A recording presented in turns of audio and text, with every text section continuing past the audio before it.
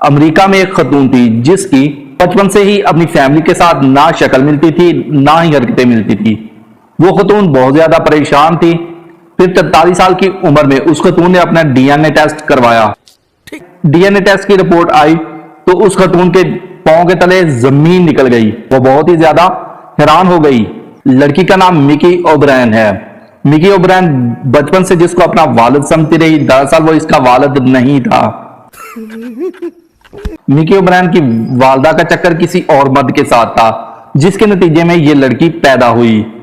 Mickey O'Brien की वालदा ने कभी भी ये राज किसी के सामने खुलने ना दिया और कभी भी अपने शोहर के सामने अपनी बेवफाई का एतराफ ना किया और ना ही कभी अपने शोहर को इस बात का इल्म होने दिया कि मैं किसी और मर्द के साथ भी सोती हूं। और तू तो बहुत बड़ा मिकी ओब्रायन ने जब अपना डीएनए टेस्ट कराया तो उसको पता चल गया कि मैं अपने वालिद की औलाद नहीं हूं। उसने अपनी वालदा से पूछा तो उसकी वालदा ने बिलाखिर उसको सच बोल दिया। मैं जिस शख्स के साथ प्यार करती थी वो इसका फैमिली फ्रेंड था। फिर मुझे उसके साथ प्यार हो गया और हम दोनों चुप चुप के मिला करते थे, जिसके नतीजे में आप दुनिया में आ गई। खुश हो गए। मिकी की वालदा ने बताया कि जब मैं उससे हामला हो गई तो मैंने उसके साथ तल्लक खत्म कर दिया क्योंकि हम दोनों शादीशुदा थे और हम दोनों ने कभी भी ये राज किसी के सामने नहीं खुलने दिया। मिकी ने कहा जब भी कोई फैमिली तस्वीर होती तो मैं खुद को किसी भी तस्वीर में फिट नहीं समझती थी।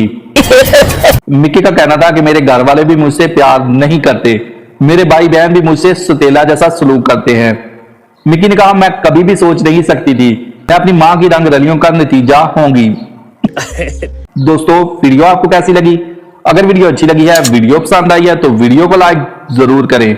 मिलते हैं इसी तरह की एक नई और मजेदार वीडियो के साथ।